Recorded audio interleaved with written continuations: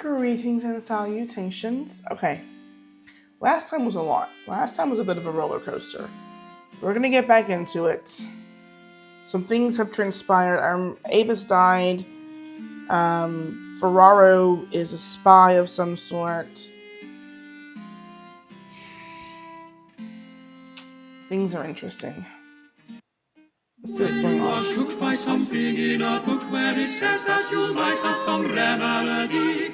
See Dr. Foreman, be sure to inform him you have it on very good authority. Nicholas Mugg. Good day, Mr. Mugg. What brings you? I am exceeding ill, Dr. Foreman. Verily I am. And you know my wife. She is refusing to hear anything about it. 'Tis but another of your delusions, Nicholas, she says. She will not even look at it. Look at what? Oh, I see. You may pull up your breeches now. Pray let me examine you more closely. Raise your chin, if you please. Now, loosen your garter and remove your stocking. I am afeard this verily is grave. Most grave indeed. 'Tis? Verily? I believe so. But we must have it confirmed by the stars. Let us consult them now. What explains these swellings that have arisen on various parts of Nicholas Mugg's body? Let's see. Two options. I have pustulous swelling on my body. What ails me? Muggus has scrofola, a disease characterized by swelling and nodules around the lymph nodes and behind the knees. Has the plague, a disease characterized by swelling and boils behind the ears, under the armpits, and in the groin.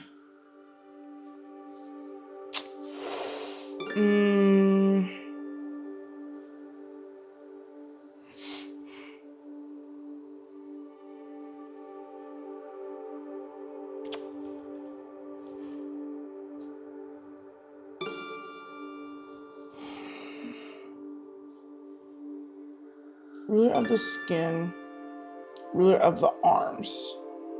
So it's his privy parts and his legs for sure.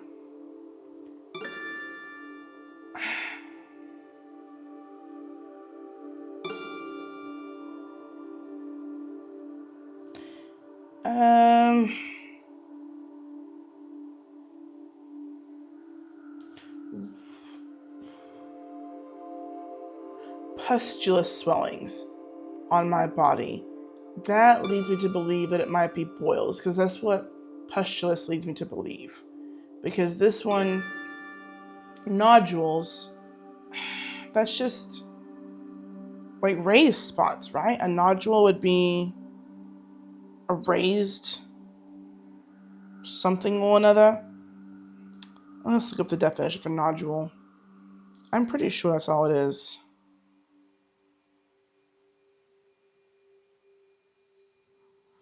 Okay.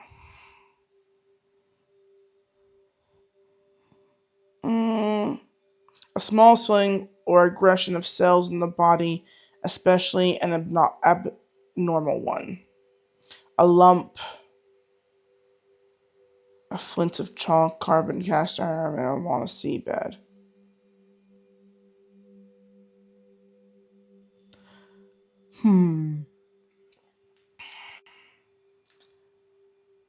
And he says he has pustulous swelling. I don't want to tell him he has the plague.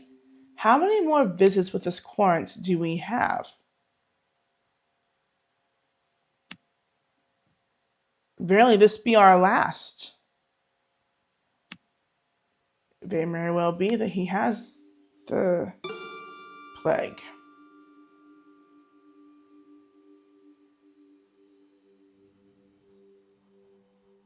Yeah, we're gonna say it. You are gravely ill with the plague. It is oft fatal, but you are in good hands. For during the Great Plague of '92, I was able to save many a soul from the grave with my famous strong water. A moment, if you please, while I retrieve it from my cabinet. But, sir, unhand it, sir. The dosage is very precise. You must not... nay, not the whole bottle. Ye gods, man. What have you done? Methinks I am dying. Oh, woe! A fatal dose! Alas, I am sorry for it, sir, but you were never meant to drink so much of it. Oh, may God forgive me. Nay, do not blame yourself, Doctor. Thank ye heartily, for at last all shall know, my wife, my friends, how wrong they were, and how I did speak true. William! William! Oh, curse it, where is that feckless manservant of mine? William! Go forth and fetch the vicar!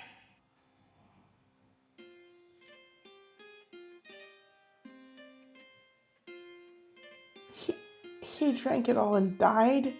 This is 2 deaths in 2 episodes! Barely what shall we do? And I didn't get a letter! The court did present with swelling on various parts of his body. I did diagnose the plague and prescribed a dose of my strong water as treatment, but the court did prescribe himself many more doses and died thereof.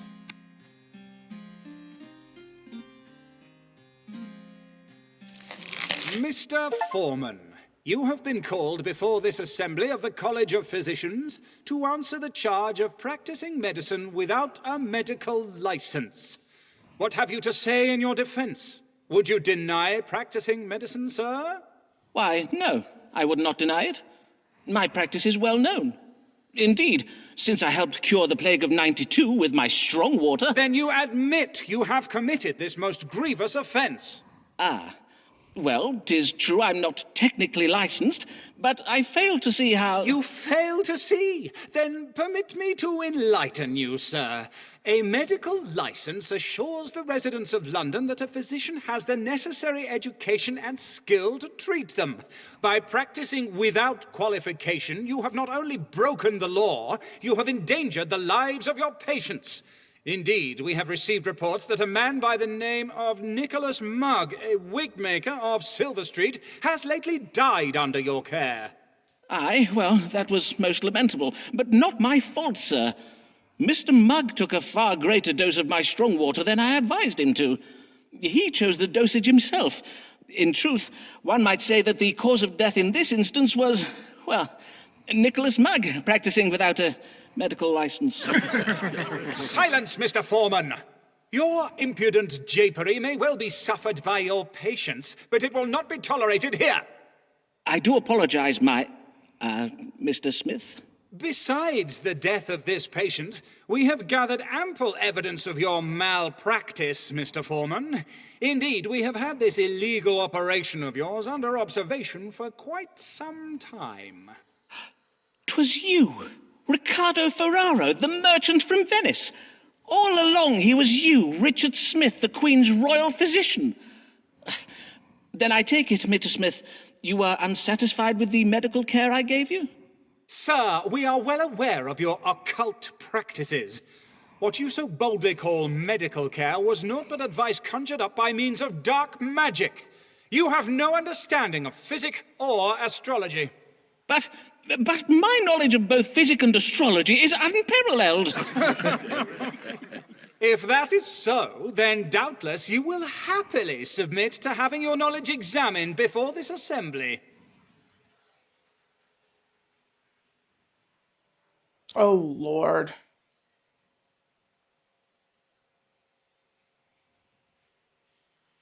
They've given me the answers every time. So now I have to remember.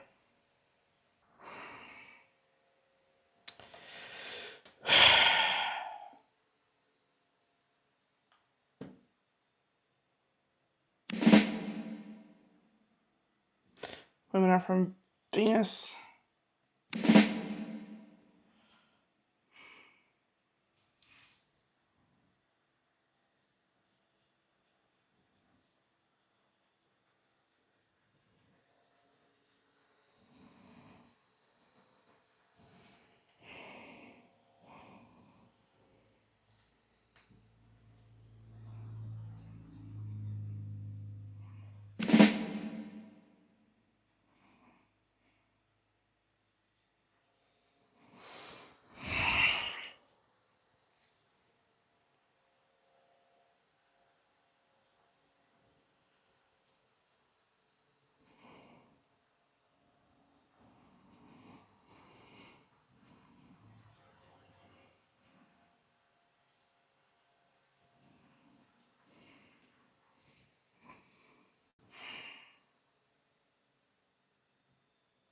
I wish I'd paid more attention. Silence! Simon Foreman, it is apparent your answers were given to you by demon spirits that you have been communing with under the table. Constable, shackle this man and take him from hence to jail. But, sir, this is most unjust. Pray afford me the chance to unhand me, you rogue. So this is the end of the game? Sir, I'm happy to inform you that I have secured release from jail by the way of my friendship with Mistress Maud Smith, wife of the President of the College of Physicians.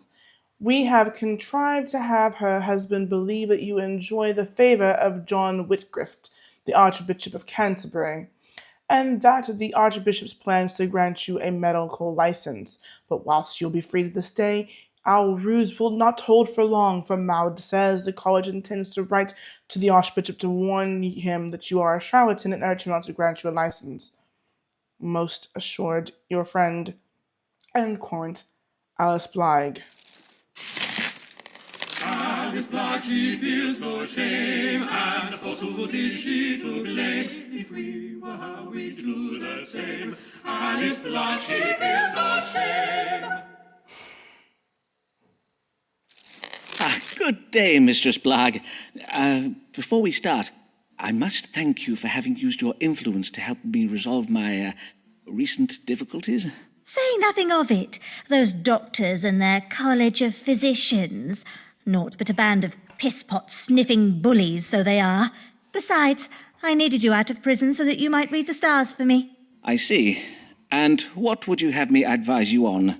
What know you of Richard Bancroft, the Bishop of London? Not much, in truth.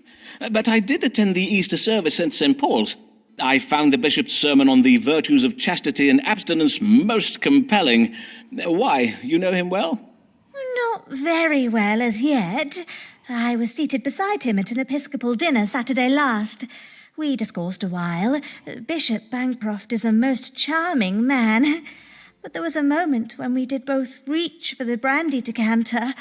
Our eyes met and I felt something. 'Twas a spark between you and the bishop? You felt a certain frisson in the air? Nay, I felt a certain hand up my skirts, more like. His Grace put his hand up your skirts! Madam, may I say how— Save your congratulations, Foreman. The bishop's not in the bag yet. Hence why I am come to you. Now that I have piqued his interest, I would have the stars tell me how to secure it. Then you wish to pursue an amorous affair with Bishop Bancroft. But what of your husband, Dean Bligh? Oh, do not speak to me of my husband. Thomas Bligh is not fit to secure his wife's future. He is not fit for many of his marital duties, truth be told. But you did warn me of Bligh's financial ruin, and for that I am grateful. Forsooth, I am glad I was able to be of service to you, Mistress Bligh. Speaking of such, let us press on with this day's readings, if you please. Of course, let us consult the stars. How may Mistress Bligh secure the lasting affections of Richard Bancroft, the Bishop of London? Didn't I sleep with her last time she was here?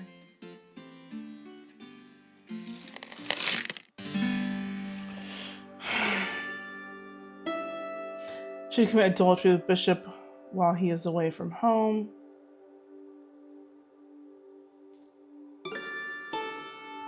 Should lie to the bishop by telling him that she's with child, his child. That doesn't seem great. Changes her approach and exercises good constraint. Good angels will aid her in her plans. Romantic success will be enhanced if she adopts a quiet, dimmer manner. Tell Alice some hard truths and afford us a perspective. Her reactions to this, however, may be unpredictable. Engaging in sin would go against Alice's Christian instincts. Alice is being careless with her legs, but oh Lord. Oh Lord.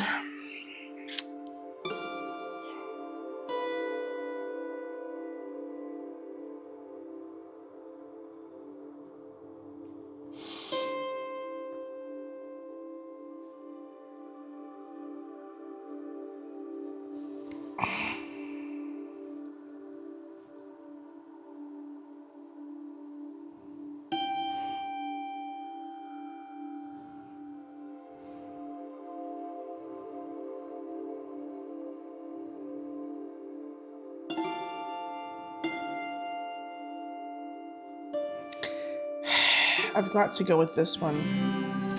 The stars advise you to conduct your wooing of the Bishop Bancroft with constraint and discipline. You must be strict. Allow him no intimacies. I see. Keep the bishop's hands off me till he begs for it. Until he be driven so mad with lust he would offer anything for a tumble. 'Tis one interpretation, certainly.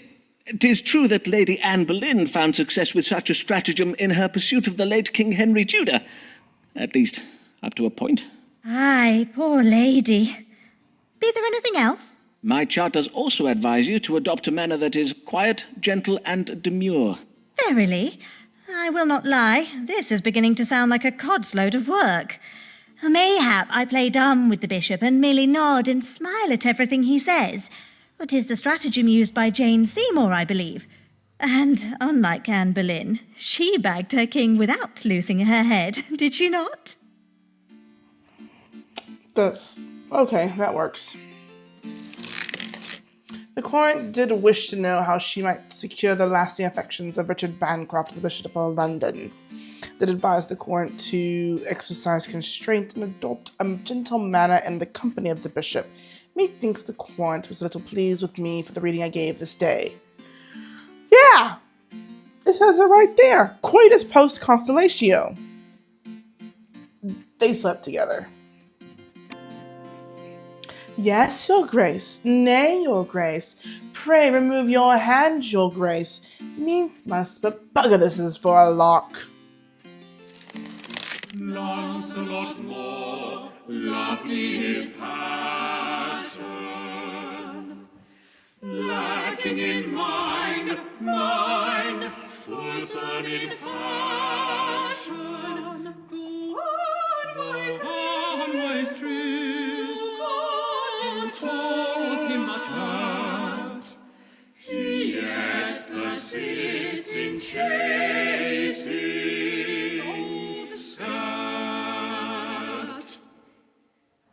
He is a wretch, a lecherous wretch. Good day, sir, and well met. Oh, pray tell, did you secure the hand of the golden-haired maiden? Yeah, verily I did. My religious conversion to Puritanism did work wondrous well to win her favour. Ah, then my advice was sound. Aye, after I told her that I thought the Queen dresses like a strumpet, the Pope is the demon son of Satan, and that Will Shakespeare and his players should be driven into the Thames to drown, she became convinced of the purity of my soul. I was made the happiest of men. Then I must congratulate you on your forthcoming nuptials. Will you be having a summer wedding, or...? Congratulate me? Do not congratulate me, Foreman, for I am the unhappiest of men. It was but a day after our engagement was announced that my love became afflicted with the smallpox. Naturally, I was all a terror. Would she perish? So wretched was I with fear, I almost died of fright. Aye, naturally. Smallpox is a most terrible disease. I intend to write a small treatise on the subject. But then, alas!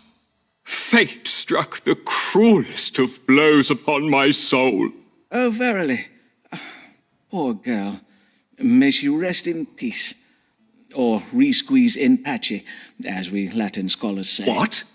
Nay, death would have been a mercy. For once cured, the maid arose from her sickbed bearing hideous scars. Her once fair cheeks, thus so cratered, do make the very moon wane with envy. I see. And now you wish to extract yourself from your engagement, I presume. Naturally. But her brother and father are fearsome men with a taste for rough sport, and her mother's tongue is as sharp as a barber's blade. I worry that my breach of promise may be taken ill.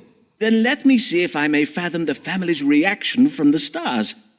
What will become of breaking your engagement to this once fair, now pox-scarred maid? Oh, Lord. He's a horrible thing. Let's see. The man's father is being careless of his legacy. Indeed, it is most careless of him to betroth his daughter to such a mup-headed snatch-grabber.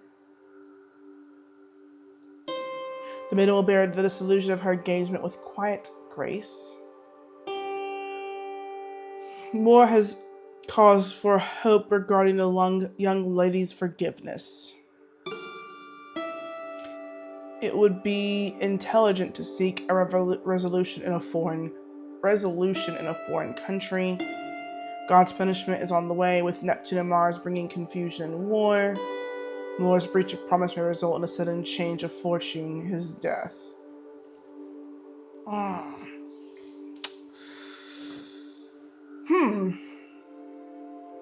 That is quite the thought. Would they be pleased if she was to no longer marry this horrible creature? Or would they be cross? My first thought was they'd be like, when I started listening to the tale, I was thinking they're better off without him. So maybe I should just go with my gut. But the signs that he says, like of the father and the brothers, or brother and the mother, align more with the other option, even though my gut was like, she's better off without him. But in these times, I think they would wed them to a cruel man for the sake of their honor and their dignity, rather than have an old maid on their hands. That's the issue. I've talked myself into B. The stars suggest you have much to fear from this family. You must flee England at once. For according to my precise calculations, based on the current alignment of the planets, let me see now. Yes, you will be branded a cock-born, snatch-grabbing knave of the lowest order, who deserves to be disemboweled with a pudding spoon. That is, if I'm not mistaken. And not even God is on your side, for it is his plan that you may be dragged into a foggy-headed confusion so as to render you defenseless against the family's dark intentions. Oh, good sir, you must heed my warning and never show your face in London lest you be set upon most violently. God's blood! I must flee England's shores and never show my face, you say? But whither shall I go? Hold, I have it. Be it not carnival season in Venice, when citizens do hide their faces behind masks? Oh, and with such style. I thank you, Foreman, for you have been most helpful. I must fly at once to my tailor to be measured for the latest Venetian fashions. He's an idiot and a half. The Corn did wish to know what will happen when he breaks his engagement. I did advise the Corn to leave England for a time to be safe from the wrath of the maiden's family. Methinks the Corn was pleased with me for the reading I gave this day. I simply shall tell father I wish to finish my education with a tour of the Roman antiquities. Glory, glory to the Lord.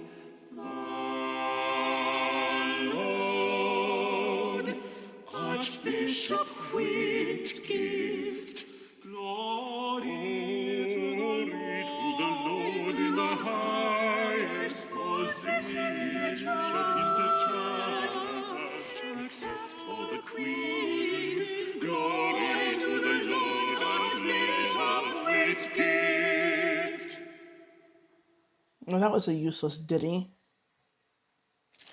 Ho! Ho there! Be there anyone at home? Is it? By the saints, 'tis none other than Archbishop John Whitgift. Your Grace, I am most honoured by this most unexpected visit. Truly, 'tis most unexpected, as I just so happened to be passing by. Indeed, I was riding by in my carriage when I found myself struck ill. My chaplain did suggest I take rest at the nearest residence, which did so happen to be this small dwelling. Forsooth, these rooms have the look of a physician's consulting chambers. Mayhap you are a doctor? If that be true, then praise be to God for this happy coincidence. A most fortunate coincidence indeed. I am Simon Foreman, a doctor of astrology and physic. At your service, Your Grace. Well then, Dr. Foreman, was it? Perchance you will tell me what ails me. I feel a kind of pain and heaviness in my side, and I know not if this be related, but my skin has of late become most unattractive in appearance. Pain in the right side of the body and sallowness of the skin? Her Majesty did remark upon it most wittily the other day at a meeting of the Privy Council. Your face does serve as a warning to us all, Archbishop. Her Majesty the Queen, verily. A moment, if I may, Your Grace, while I consult the stars. What does cause the suffering of His Grace, the Most Reverend John Whitgift, the Archbishop of Canterbury? Let's see. Pain on the side. Skin is yellow in color. But jaundice, are we?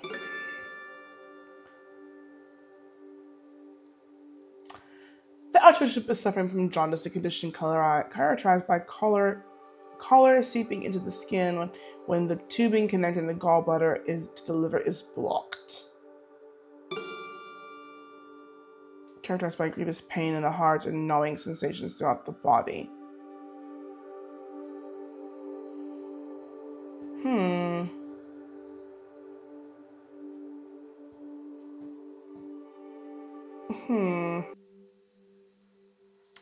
I am so torn.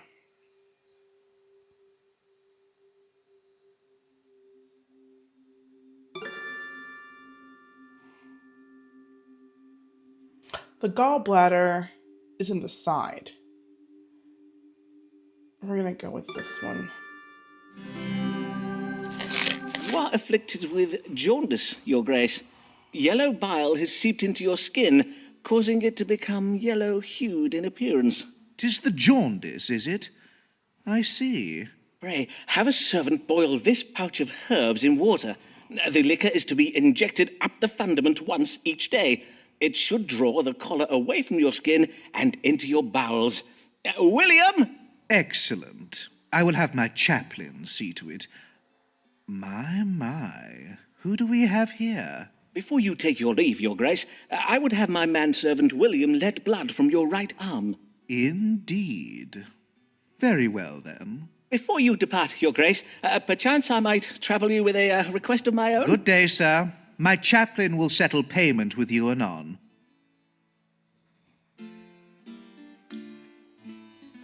The Archbishop does like William, my handservant of sorts.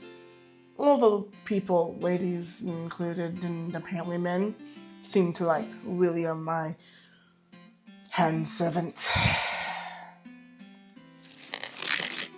The Quarantine presents symptoms of pain in his right side and yellow-colored skin. We advise the Quarantine suffering from the jaundice. For treatment, I prescribed bloodletting and an enema.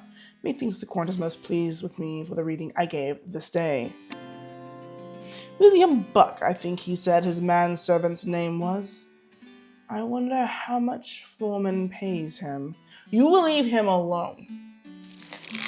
What does it matter if errors he makes? Let others learn other things Essex breaks. Our Lord has much to gain from risks he takes. Commoners may pay, but nobles only learn from their mistakes. Good day, my lord, and well met.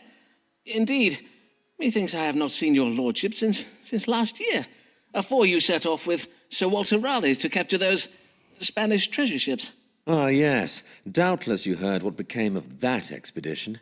The town criers called it Raleigh and Essex's gold piracy fail, declaring it the biggest balls-up since the English Armada. Aye, 'twas most ill-mannered of them, if I may remark. 'Tis all Raleigh's fault, of course.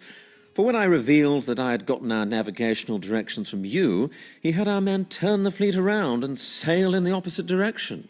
'Twas his navigation that got us lost. Our ships ended up becalmed in the middle of the Atlantic Ocean, leaving England undefended. Who is the beef-headed chudlord now, eh, Raleigh? Well, indeed. Of course, Raleigh refuses to apologise, and we are no longer on speaking terms. Alas, 'tis most lamentable you were unable to use the directions I gave you. Well now, how may I assist you this day? I would have you tell me how I might regain the favour of the Queen. Indeed, 'tis strange she has not yet gotten over her displeasure, for the incident did occur many months ago. And we had every intention of returning her warships, filled to the brim with gold, I might add. Besides, how in the devil's name were we supposed to know the King of Spain would choose that very same month to invade England? I have not the power to predict the future. Well, nay, but I have, my lord, if you had asked me to. Verily, 'tis not to be borne. Only last week, at a meeting of the Privy Council, during a minor disagreement regarding the Catholic rebellion in Ireland, she called me an impudent lord-splainer, whereupon she rose from her chair and molly-whopped me in the face. I half drew my sword upon her. You mean the Queen? Aye, indeed. Her behaviour was most shocking. I even asked the royal physician whether she may have lost her mind. She is, after all, most elderly. But Mr. Smith assures me she is in very fine health and is in full control of her faculties. Her Majesty's behaviour is a mystery indeed, although mayhap it should not surprise us. A man's reason is oft insufficient to fathom the workings of the feminine mind, and, in such cases, he may have little choice but to call upon divine wisdom. To wit, let us see what the stars can tell us. What must Lord Devereux do to regain the Queen's favour? Lord have mercy. Would you turn? All right. Devereux should pretend to be in love with the Queen. That's a horrible idea. Devereux's ambitions may have achieved if he is gentle. Devereux may reverse his change in fortune by turning his working relationship with the Queen into oh no. Devereux should not act in haste. He should make an intelligent suggestion to mount a military campaign in a foreign country. He should assume a position of authority in keeping with his birthright as a peer of the realm. He must show the Queen he is a loyal man who does his duty. Yeah, we're going to go with this one. I'm not having him sleep with the Queen. To regain the Queen's favour, you must demonstrate your fealty to her, your loyalty as a peer of the realm who sits on her Privy Council. To this end, the stars suggest you offer to lead a military campaign to put down this Catholic rebellion in Ireland. Your lordship is, after all, a great military leader. What better man for such a task than the hero of Cadiz? Verily, 'tis no ill idea. 'Tis no ill idea at all. Yes, indeed, I shall offer to put down the Irish for her. Forsooth, how difficult could such a mission be? I shall quickly defeat those fen-sucking muck-savages and be back home by Christmas. Huzzah! Huzzah! Godspeed, my lord.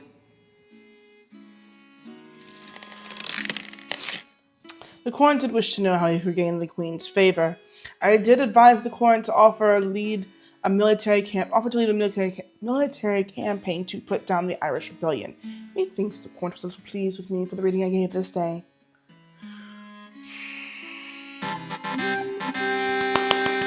We got another letter. That's 3 of, I think I need 8. Yeah, so I need 5 more. Yeah, I think we're at 3. All right. The Irish are idiot drunkards, thus easy to vanquish. We English should not make jest about the Irish we would not make jest with the Irish if it were not so. Oh, there then. All right, I'm calling it here. This has been an informational segment. Lots has happened. I'm going to have to study the signs more regularly whenever I do things. Because something tells me I'm going to come up with another battle with the leader of the school. Whew, excuse me. Anyway, we've had death, we've had laughter, we've had interesting things happen. But until next time, I bid thee adieu. Toodles.